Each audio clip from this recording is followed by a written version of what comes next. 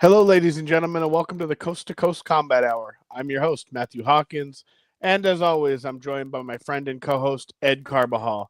Ed, how's it surviving on the East Coast these days, my friend? It is. It's weird. It's weird, but it's always weird. When is it not anything? I mean, if we get anything comfortable, it is what it is. But this has probably been the stormiest summer. I'm just muting my phone. Sorry. This has probably been the stormiest summer, which translates to humidity.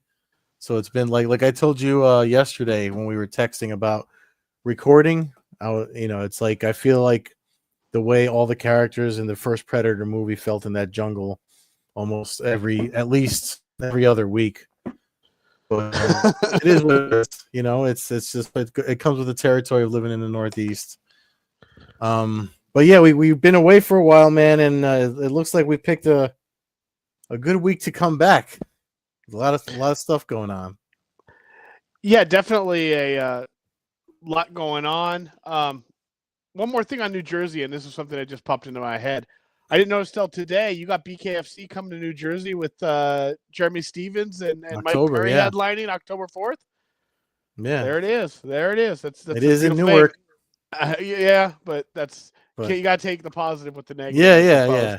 It's sanctioned bare knuckle fights in Newark, and it's a good fight. You get Mike Perry out there to because there's usually bare knuckle fights in Newark. These are sanctioned by the state. so yeah, no, it's good. I mean, I don't know. I think somebody was texting me that they were going to be out here. I wonder if it's Well, I wonder if it was Shane. Shane Fichter is on that card. Maybe that's who it was, because I got a strange text that there was some from some. I contact so many fighters and I don't save them all because I don't like to bother them if we're not, promoting something for them. But certain fighters I do keep in touch with, and somebody texted me that they were going to be here in October. I'm assuming it's for that. But yeah, I mean, it's nice to see Jersey get on board with. I mean, there's a lot of places they could do their events at. It doesn't have to be at the goddamn Prudential Center. There's a lot. Carteret has a nice event center. You know what I mean? Right off the Parkway, people can get there by train, and it's in a safer city. It's got to be cheap to rent the Prudential Center. That's what it's got to be. The site cost for the size of the building you get has got to make it, Yeah, because you really want to get the fuck out of there when like it's not what it used to be. I mean, I when I do go into the city, I pass over it all the time.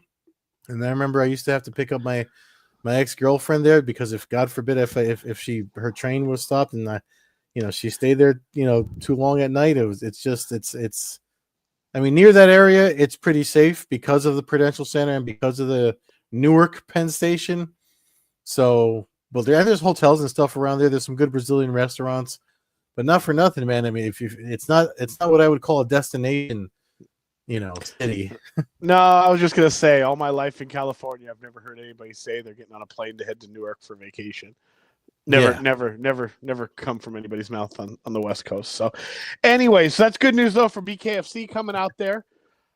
So we've obviously been off a couple weeks. Some scheduling, some stuff just going on that made it not convenient to be able to record the last couple weeks. Plus, there hasn't been a ton of action that really warranted a ton of conversation. Yeah. With that said, initially one of the topics was that ESPN had worked the deal with the WWE, and I guess the interest I had in speaking on that was obviously the connection that it's basically what we had with the UFC and ESPN, and I do listen to a lot of the pro wrestling talk on XM. I find it entertaining, and now with the kind of the crossover between the two promotions, I find it funny to see a little bit of the bright-eyedness and the optimism, and I appreciate it, but there's just certain things that I have a hard time believing that. So initially it was the WWE signed with ESPN and all their product their premium events basically once a month. They're essentially they're not pay-per-views any longer. They're available through streaming, but they're going to ESPN and they're just going to be available to everybody who suddenly has ESPN. Mm-hmm. That's hard for me to believe. A, because the vast majority of sports fans already have access to ESPN, so I don't see where you would be gaining the subscription. And I would say a huge percent of the WWE fans already have ESPN. And then I would think that there's a huge group of people who are just going to continue to illegally stream stuff. So I kind of wonder where you pick up the money to be able to afford the deal that you signed for a long-term deal with no promise of new income necessarily. You're obviously estimating how many new subscriptions you're going to get, but with so many people, ESPN already being such an established business, like if you wanted ESPN, you have it by now. You're not, it's not like it's a new product where you're kind of on the fence. Should I have ESPN? You either have it with your cable or you're figuring out some other way to watch it. That's just how it is. So that's strange to me. So I wondered how it was going to work. Initially, I'm thinking, well, that's just crazy. ESPN is just going to charge pay-per-view. They're just going to charge $40 a month. Now, that's been told that that's not going to happen, and it's just going to be on ESPN. We'll see how that turns out. Week later, now everything gets twisted on its damn head, where the UFC has signed a $7.7 billion deal with Paramount and Paramount Plus and CBS. And apparently, everything's going to be available for as little as $7.99 a month.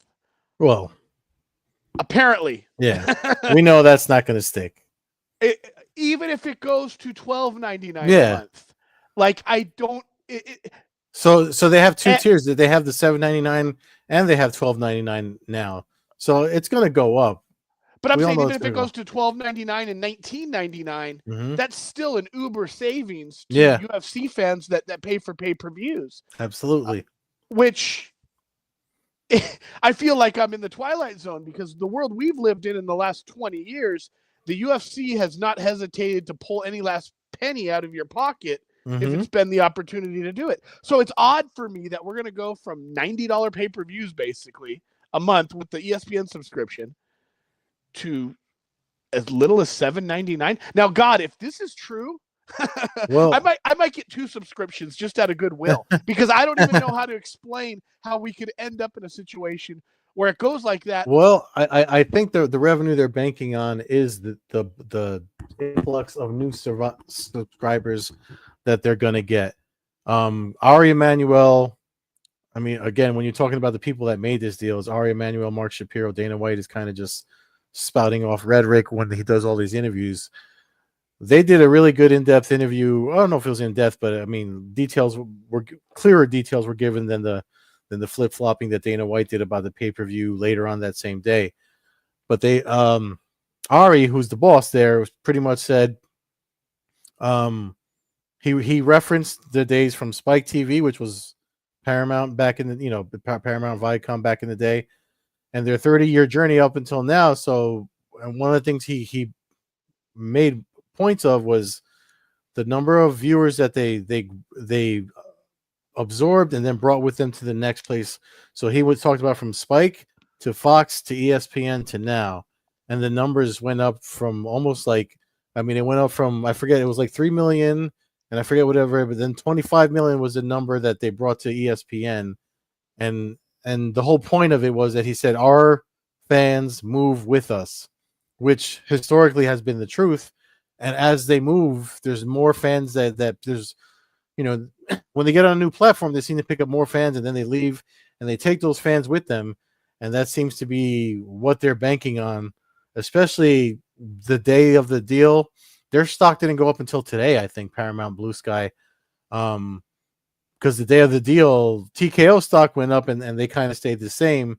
And then I guess when people started seeing, so everything is pointing to an influx of attention, eyeballs, and money. And I think that the CBS part of it, especially if those numbered events are supposed to be CBS, a la Elite XC Kimbo Slice back in the day, and bringing those kind of numbers, I think advertising, people that want to advertise on their network are probably going to have to pay top dollar. So, on top of everything else. So I think that's what the plan is based on the way it's worked in the past. I'm not the guy. I don't know business like that. Neither if you and I did, we'd be doing this in a fucking studio in Midtown and not through. No, and you're right. You're right with that. I'm not trying to act like I'm the greatest person with numbers, but I do know it takes a lot of $7.99 subscriptions to make $1.7 billion a year. Yeah. And you're not going to keep getting repeat subscriptions because eventually the pool's going to run out. So now you need to fill in $7.7 billion. I also don't know where the incentive is going to be. Again, listen, I don't want to make it negative because it seems like it's a positive thing, but I just can't compute in my head how we don't just get Contender Series pay-per-views. They're gonna put Conor McGregor for $7.99 on and whatever. I don't know McGregor ever fights again, but hypothetically, you're telling me that that's gonna happen, and there's gonna be no extra charge other than having ESPN or $7.99 Paramount or CBS. If I just have I have an antenna, I get to watch a Prime pay-per-view four times a year at least. I mean, if that's the case, then holy shit, then this is the greatest deal ever. It would be like they became the cheapest sport to basically watch overnight from being the most expensive. I mean, that's essentially what would be happening if this deal goes through. Well, you got to remember, I mean, where the UFC put on their show and the channel it's on is two different entities. And ESPN, who's owned by Disney, I think we all know by now that they're fucking, they'll do whatever the fuck they want because they have money, but I think we'll find out how much money they have. They're gonna lose come the first quarter of 2026. You're gonna see the same shift, like Fox Sports. I used to have Fox Sports on all the time when the UFC was there. And then obviously with the ESPN Plus, that's one of the reasons I've been on my soapbox about ESPN Plus is because I haven't been able to watch as much fights and get the research done that I like to watch, like that, like during the Fox era, I used to be able to watch everything and still be able to watch new up and coming fighters. Not these days because of the ESPN Plus and all the shit you got to pay for it. And I know there's other ways to watch it, but it's like, it's the point of the thing. And I think they're just making it easier for people to absorb their product. And I hope that because of that ease of access, that'll bring in, because there are people that aren't, that don't like combat sports, and maybe they'll jump on board if they see something exciting enough like what we got coming this weekend. Yeah, I mean, I'm with you. One could argue the UFC is a station killer too, I suppose, because everybody they've left has pretty much gone to shit. So maybe signing them to these huge deals and not being able to really get because the rate. I guess that's my thing. Like, we don't really know the ratings on ESPN Plus. Their TV ratings weren't spectacular. Like, there's TV ratings wise, and I understand the landscape of television has completely changed, but they got way more viewers on Spike TV than they ever did on ESPN. Yeah. So it's gotten worse. They got more viewers, and that's got to be harder. Than they got on ESPN. So when they talk about bringing fans along, I guess my question would be: are they losing fans every time? Because there's more fans watch Spike TV than watch now. And the thing about ESPN Plus too, like that on the business end, that probably was hard to sell. Like, how do you sell verifiable data to a potential advertiser? We have X number of people watching this event, and it's behind the ESPN Plus, vault or whatever. Whereas with Nielsen and stuff can, with CBS, I mean, I'm citing the Kimbo Slice Elite XC thing because that's one of the highest, combat sports thing watched on regular broadcast TV. And now that we're going to be able to get that pretty much almost every weekend, or at least once a month every weekend, however they're going to distribute it through the streaming, through the app or whatever. But it will be a true test. It will be a true test to know the popularity of the sport. Because if CBS does like 1.5 million people, basically like Bellator did with Fedor's final fight, then I would have to say that maybe that I could see CBS puckering real quick. Do we do 5.8 million or 8 million, whatever the number was for Kimbo Slice? I don't think so. I don't think you will see that, because there's other ways to watch it. So you're not going to get the Nielsen rating of that. It seems too good to be true to me. And I guess everything that seemed too good to be true with the UFC over the last 15 years has not been true. The fights that you think you're going to get, or it's hard for me to believe the greediest company that I've ever purchased anything from suddenly is going to be giving me their product for $7.99 a month. Yeah, well, I mean, we still got a few to finish their business with ESPN, but it'll be we'll see. Like within that first quarter, I remember February being the month where I realized how shitty the things we're going to get with the UFC. That first year, that February, I think it was a Barclays event, and Henry Cejudo was the headliner in 2016. I can't remember the event number. Are you talking Dillashaw and Cejudo? Yeah, I think it might have been that one. But I remember just when that was when they started their ESPN Plus shit and pay-per-view, and people had trouble ordering it and they couldn't figure out, well, wait, I got to order on the website and then I can't use the app. Like, it was this whole fucking mess, and that was like literally within the first quarter of that new deal that I was like, oh, this is not going to be fun, and it wound up. I mean, I fucking hate the ESPN era. I know they had a lot of growth, but it's as long as I've been watching the MMA and the UFC, it's the worst era of the sport, and I'm couldn't be happier that they're done with them. And I kind of like it almost feels like maybe it's because Paramount's headquarters. Bellator used to use that building for all their big media stuff. Maybe the UFC will do the same because they have that white room in there, the old Viacom building, whatever they call it now, that they own. They'll probably be doing more. I wouldn't be surprised if they make a big deal in November when they come to the Garden, because it's just down the street from the Paramount, building. So, I just feel like it just feels like the change that's necessary. It's got me interested again in the UFC. Like when that news came out, I was messaging you already, like while we were off, taking our break or whatever, because I was so excited about it. I think it's going to be exciting for new fans, for old fans, and just making it not such a pain in the ass to watch.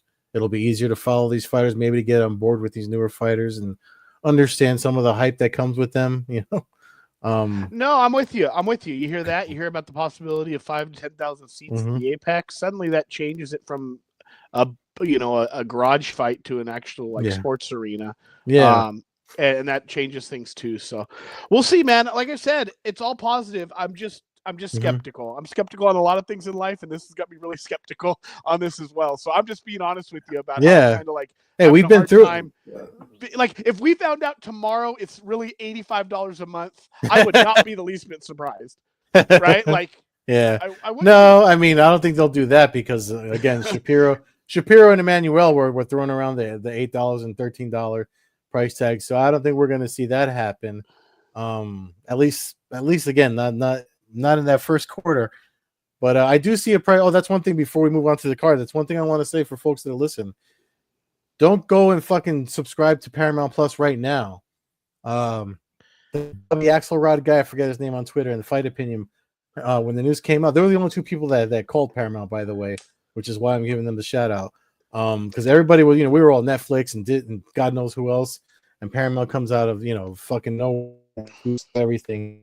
But one of them suggested Wade, which is I literally was thinking about, because if Paramount, Showtime, Bellator, you remember how we got that that deal? They gave a coupon code for new subscribers around October, November. So wait till the end of this year before you jump on board. Like, wait till it's close to when their business with them starts, because I'm pretty sure they're going to give out promo codes and deals. I think there's already a cheaper if you subscribe through, and the Axelrod guy was the one that pointed it out. If you subscribe through Prime Video for Paramount Plus, there's already some annual, if you sign up for an annual membership, there's already some sort of discount because of the deal they have with Amazon.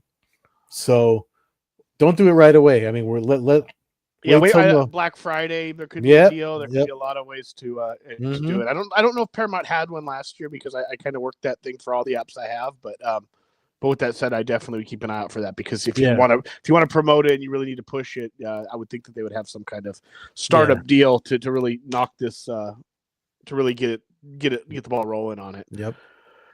Speaking about rolling, they're rolling on with the UFC. Big pay-per-view this weekend.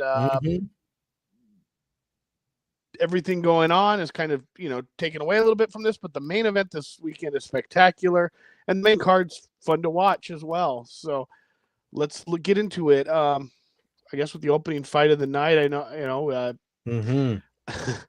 this is a, you got, first of all, you got MVP on the card, you got Pico, and you got Asakura. So I'm kind of feeling like, vindicated for all the years of us watching all the other stuff and everybody telling us none of these fighters deserve to be anywhere. And now 3 of them are on 3 different pay-per-view. It's 60% of a pay-per-view is taking I don't remember from this. I don't want to name names, but somebody that's pretty well known in the MMA media was trying to saying this card wasn't the.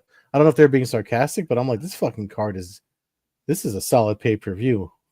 If you are going to still pay for them for the time being, this is a good card. I can see the co-main event being arguably that perhaps there should be one more like established co-main event, but we'll get to that as we go down the line. I mean, I could see that as an argument. But with that said, the opening fight of this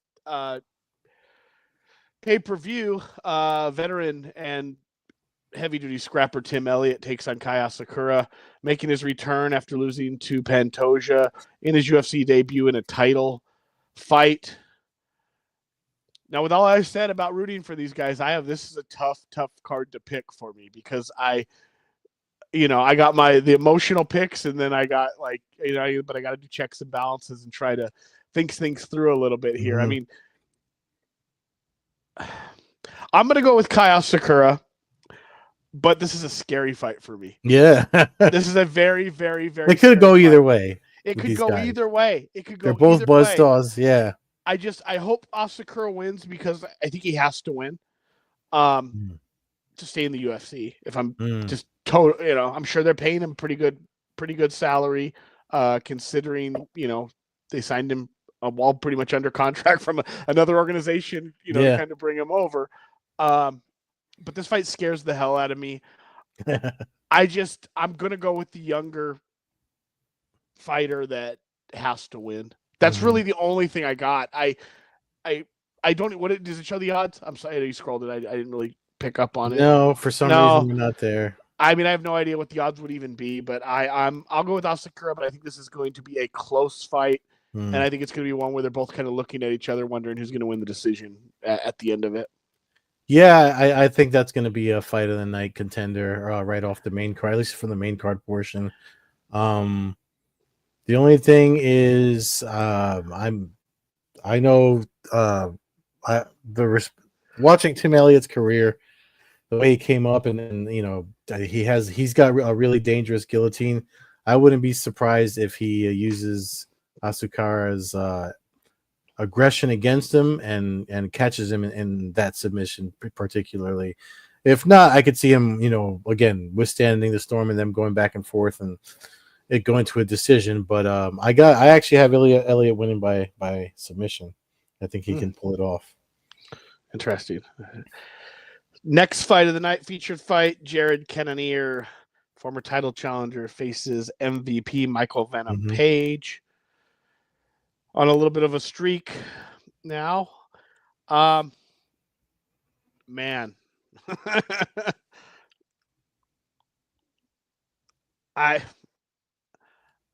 Show me the odds. Are they on there? Nope. No, we have no odds on this again. So I don't think they don't have. They only have odds on the main event on the UFC website. So, thinking this fight through, Cannonier has bombs, but nobody really drops bombs on MVP. Lima hit him with that fluke, or not fluke, but hit him with that really weird KO for his first KO loss. I think everything else was a decision. I think his other 2 losses. Ian Gary and another one in Bellator, Storley, I believe.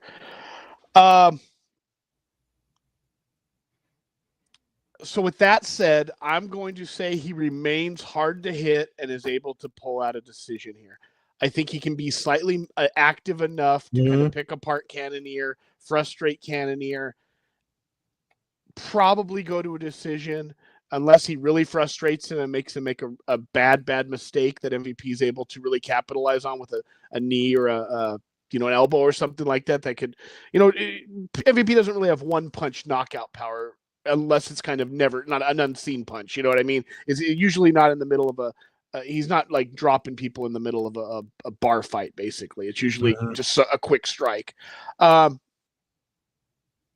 take MVP to win a decision. I don't know if this is going to be the most exciting fight I've ever seen. But I don't know if any of MVP's fights are ever really the most exciting fight. They're just you don't know. Be spectacular. Yeah, you don't know until he gets into it, and I'm with you. I could see him pulling off a decision just because of his footwork. He's hard to get to. Everybody knows his weakness, but you still have to get to him, and he's been pretty masterful at staying upright most of the time. And if he can do his point fighting style, stay at range, in and out, avoid Cannonier's bombs, he could probably outpoint him in a maybe not so exciting kickboxing fight, but yeah, I could see it going that way too. So I'm with you on that one. Jeff Neal next fight night, Jeff Neal returns to face Carlos Prates, up and comer who suffered his first UFC loss in his last fight in a main event. I'm going with Jeff Neal to win. I think he's got hard enough punches to catch Prates. I think Prates is a good, fun, exciting fighter, but I'm not sure he's on the level. I mean, he's got a lot of knockout losses before he came to the UFC. He's got 7 losses now on this record. I think he gets caught. But I do think he's fun to watch. I just don't know if I think he's one of those guys that's going to win some fights that are exciting and lose some fights that are exciting. And I expect this to be an extremely exciting fight. Yeah, I do too. I'm actually picking Prates to win just because he's a younger fighter. And the loss to Ian Gary, it's still like a decision loss. So I feel like he's got a lot to prove in this fight. I think that fight's. I don't see any way that fight's boring. I think there's going to be a lot of action in that fight. Now the co-main event comes along. They have Pico. Aaron Pico and the silhouette after having. They have him. They have him full here, and then that might be a first. That might be a first. Yeah, that's like a Mortal Kombat thing. They just forgot to click on the next page when they were doing the editing. No odds. No, I mean just 7.7 billion. Just not doing it. Just not doing it this week. This pay-per-view. So 0-inch leg reach for Aaron Pico. Apparently, he's fighting on nubs. That's Maynard, right? Dude from guy out in Georgia who had MMA fight.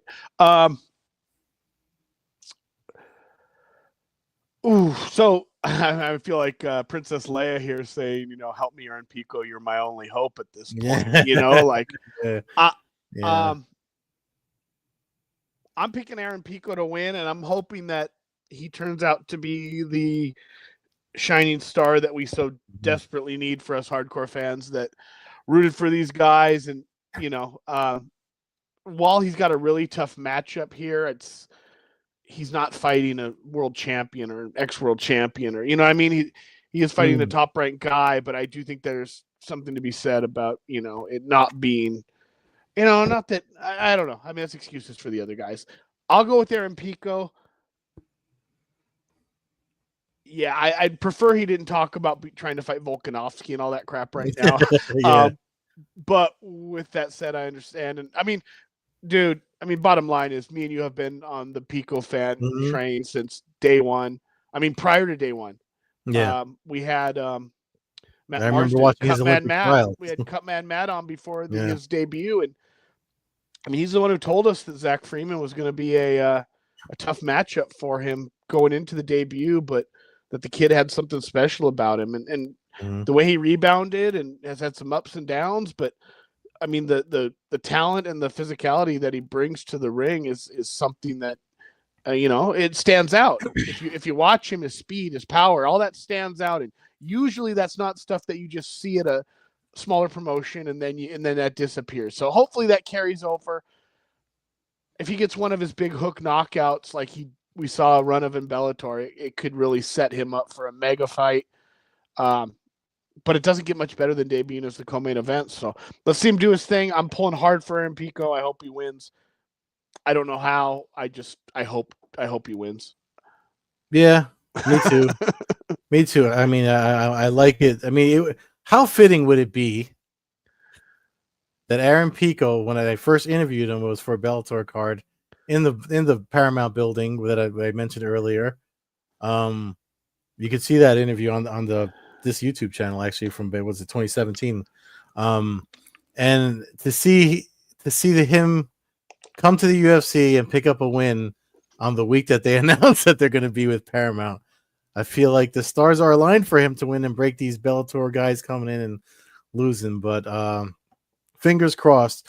I mean, they're both him and Murphy are talking like they get a title shot. At least they were told they would get a title shot. The way they make it seem, nothing's been confirmed, but they're both saying that, and I'm wondering if that's the case. Because if Pico comes in there, wins, and gets a title shot soon, I mean, I would kind of love that. I mean, I'd like to see him get a little bit of some momentum going.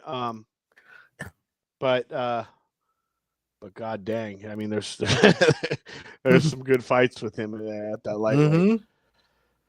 That brings us to the main event of the evening: Dricus du Plessis versus Khamzat Chimaev.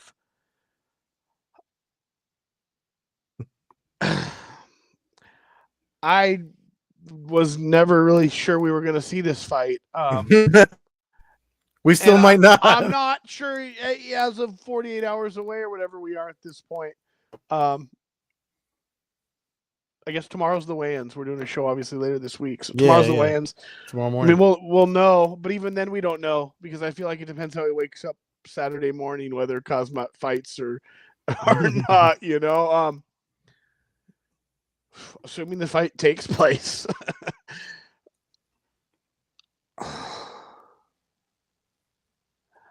Man, I'd like to hear your opinion because I'm really on the fence on this fight, and I don't know. Well, I'll tell you. I'm not going to hide it. I want du Plessis to win because I feel Chimaev would be risky as a champion. I think there's a lot of question marks and chin scratching there, despite the fans cheering him on and shit at the conference that would just happen before we started recording. Like when I heard that, I was surprised. I'm like, well, I mean, I was surprised that I wasn't because I know he's got some weird hype behind him. It's not weird because of the way he came into the UFC with all the way he, fast tracked through a bunch of guys that were ranked and all that. So I get it. But we've also seen that if a fight goes a distance, he has problems, and I'm pretty sure that's what du Plessis' plan is. But Chimaev can very well run through du Plessis. I'm not going to act like that's not a very high possibility at the odds that they have him at. He's a minus 180 favorite, Chimaev. But if he gets the strap, I mean the UFC middleweight division has been kind of fucking boring up until lately.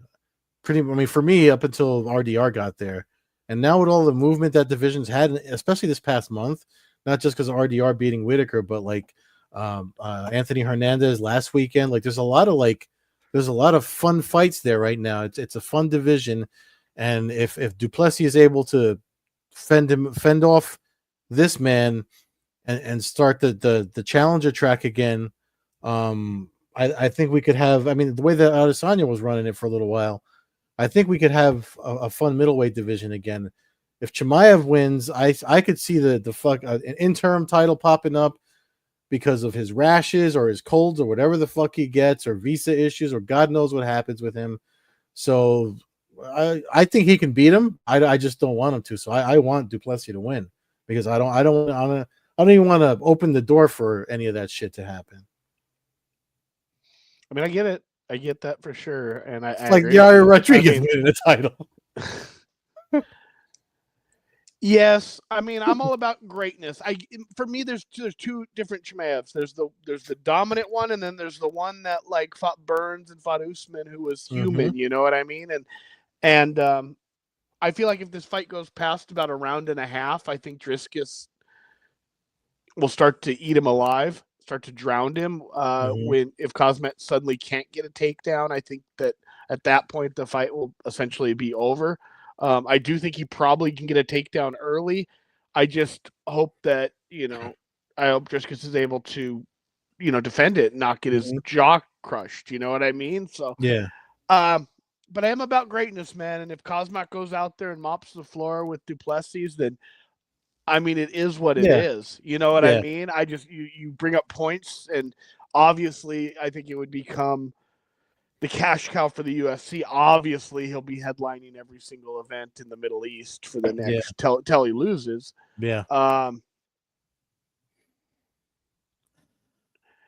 It's a catch-22. You know what I mean? I feel like the UFC kind of needs dominant champions. I feel like when we had some dominant champions, we kind of complained a little bit maybe because they got boring. You realize the popularity that they created and the buzz that guys like Anderson Silva and John Jones and GSP and Matt Hughes and some of these guys, while they had some of these extended runs, really helped build the sport and you become a mega star, and then and maybe the UFC is just not promoting people like that anymore. I don't know, but I think, I mean, he has a chance to become a huge megastar in the Middle East, obviously, and really carry that torch. And I mean, perhaps even cause issues with Turkey out there offering him more money to bring. You never know. You know what I mean?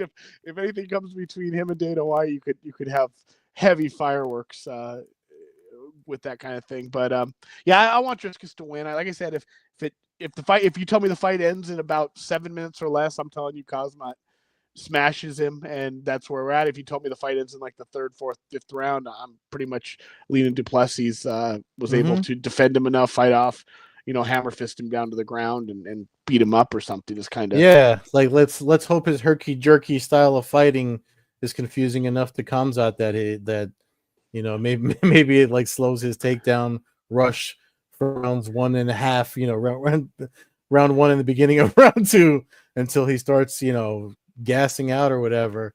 I mean, you would think it's something, maybe he focused on that. I don't know. Maybe he's got, he did have COVID, so maybe he's got lung issues. I have no idea. But I said COVID, so we'll get flagged for that. But I'm not going to be surprised if Khamzat wins. I want Dracus to win for everything I just said. I don't want to see the fun mix up in that is within the UFC middleweight division right now to go away. I think it's going to go away if Khamzat gets there. It could, and that's probably a strong strong guess. Prognostication is the word I was going to use, but RDR versus both of those guys is still interesting because of RDR's submission skills and stuff. You know what I mean? A wrestler against a guy who's got some really good submissions from his back is not quite as scary as somebody who's just a pure striker. So I don't know. They're both fun fights. Let's just hope that if he does win, like he stays active. You know what I mean? And if he wins all his fights, he wins all his fights. But I still want to see him at least twice a year. Any of these 18-month layoffs, stuff like that. I mean, that's gotten so old, and it really, I mean, I suppose you could almost argue that some of that crap over the last couple of years, even though Conor didn't hold up a division per se, him sitting out and tempting events for 3 years basically on Chandler, and then the Jones saga and Aspinall, and now it's turning out, it sounds like Jones really did duck the dude for over 30, there's just wild stuff. So I just hope we get somebody who wants to continue fighting, whoever the champion is. And we need the RDRs to kind of move up, and Duplessis seems like he wants to fight. He's very active. That's why I think he could be good for the sport. I think he'd be good for the division. Chimaev, I mean, if I feel like if he wins, You said all the reasons. Yeah, you said all the reasons that could happen, and obviously this is all speculation, but it is based off a track record. When a dude doesn't fight a ton, you kind of learn that not usually somebody doesn't go from not fighting a lot to fighting a ton. Usually that's not the way it goes. Usually it's the guys that fought a ton and then kind of back off, and that's kind of what he's did. He came out hot and heavy, had 4 fights in like 8 weeks or some craziness like that. And then all of a sudden it's like, okay, now it's once every 2 years. So and not quite that dramatic, but not that far off either. With that said, great pay-per-view this weekend. I hope everybody's able to enjoy the fights. Follow the show at Combat Hour on Twitter, Coast-to-Coast Combat Hour on Instagram. Well, hold on one second. I just want to really quick before you take us out. I wanted to let me switch this over. I made this here for folks. You'll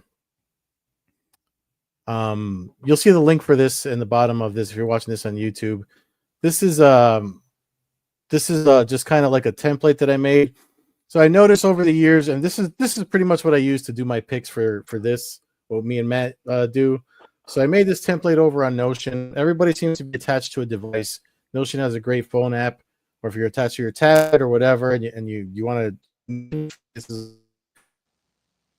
can kind of put your own templates together to make your own fight picks. So like it's blank if you click on it, and you can type in all your stuff with the fighter stats and everything you want. And especially if you're in MMA media or you make content for this sport, it's used to kind of track your picks and stuff like that. This is kind of what the end result looks like when I fill it all out. So that's how I make my picks and stuff. So if you want to grab it, the link is up there.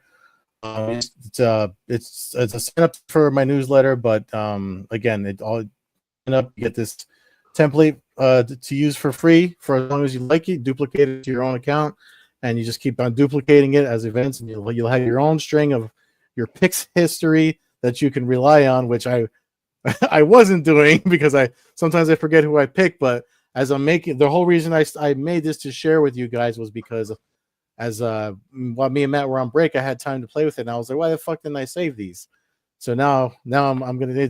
Notion's like a database app, so you'll have your own little personal database of your picks and everything that you do for every fight week. So if you sign up and you get the thing to email newsletter, and you can let me know what you think of it or what I remove and stuff like that. Cool, very cool, Ed. Fans can follow the show at Combat Hour on Twitter, Coast-to-Coast Combat Hour on Instagram. You can follow me, Fight Fan Hawk, at Twitter, but it's kind of sucks. So I just follow Ed Carb all on Twitter, and Carb Beers all on Instagram, and Old Head Carb on Twitch. Yeah. So that's it. Everybody enjoy the fights. Thanks for listening. It's good to be back recording. Talk to you guys and be back soon.